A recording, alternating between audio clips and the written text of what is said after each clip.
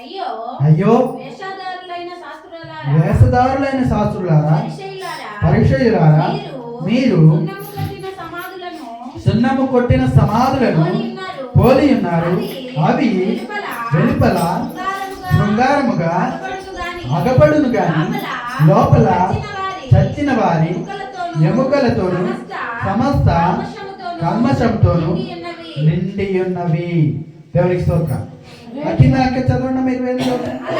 అలాగే మీరు వెలుపల మనుషులకు నీతిమంతులుగా అగపడుచున్నారు కానీ లోపల వేషధారణతోను అక్రమంతోను నిండి ఉన్నారు. దేవునికి స్తోత్రం. వేషధారులైన పరిశీలారా, వేషధారులైన వారులారా, మీరు సున్నము కొట్టిన సమాధిని పోలి జీవిస్తారు.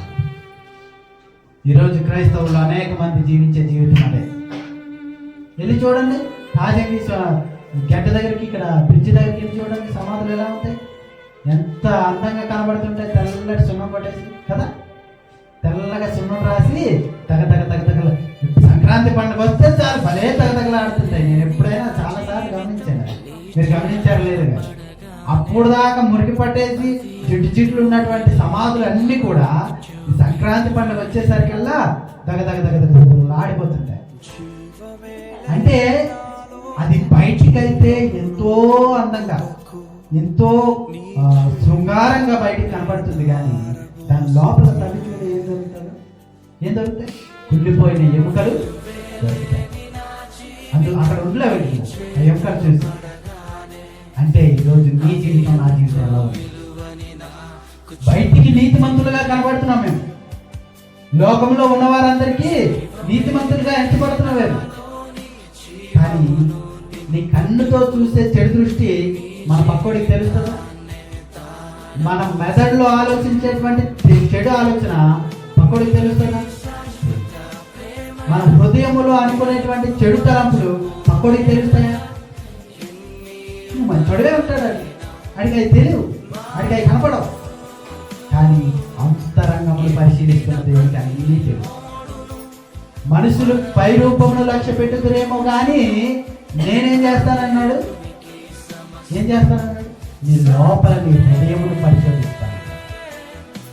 మనుషులు ఏం చేస్తారంటే మన పై రూపాన్ని, మనం అందంగా ఉన్నామా లేదా, మన ముక్కు, కళ్ళు, చేతులు, నోరు, దేవుడు బాగున్నాయా లేదా, ఇదే చూస్తారు మనుషులు. కానీ దేవుడు అంతరంగమును పరిశోధించగలిగిన శక్తి. హల్లెలూయా. ఈ అవయవం అంతటినీ చేసిన దేవునికి, ఆయనకి ఈ అవయవాల లోపల ఏ ఆలోచనలు తిరుగుతున్నాయో తెలియదా? ఈ మెదడుని ఇచ్చిన దేవునికి ఈ మెదడులో ఏ ఆలోచన పరిగెడుతుందో ఆయనకి తెలియదా?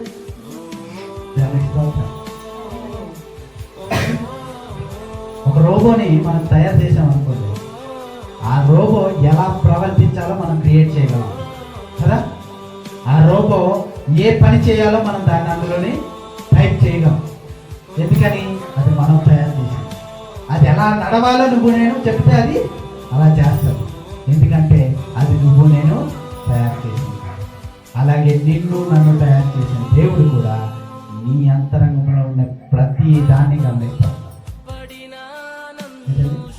మన లోపల జరిగే ప్రతీది కూడా ఆయన గమనిస్తా ఉన్నాడు. అంటే ఇప్పుడు చెప్పండి, మనలో ఏదైనా కార్యం జరగకపోతే దానికి కారణం ఎవరు? మన లోపల ఉన్నటువంటి తలంపు. ఏంటండి? మనం ఇతరుల పట్ల బాగానే ఉంటున్నాం, కనిపించినప్పుడు బాగానే పరిగెత్తున్నాం, కనిపించినప్పుడు బాగానే మాట్లాడుతున్నాం, కానీ మన లోపల పక్కకి వెళ్ళి ఏం మాట్లాడుతున్నాం? అరే వాడు అలా చూద్దాం, అది ఇలాంటి మాట్లాడుతున్నాం లేదు. మరి అప్పుడు అక్కడ నువ్వు నిజంగా అతన్ని ప్రేమించినట్టు అవుతుందా? లేదు. నువ్వు మాట్లాడేది అతనికి తెలియకపోవచ్చు, మనం మాట్లాడుకునేది అతనికి వినపడకపోవచ్చు, కానీ దేవునికి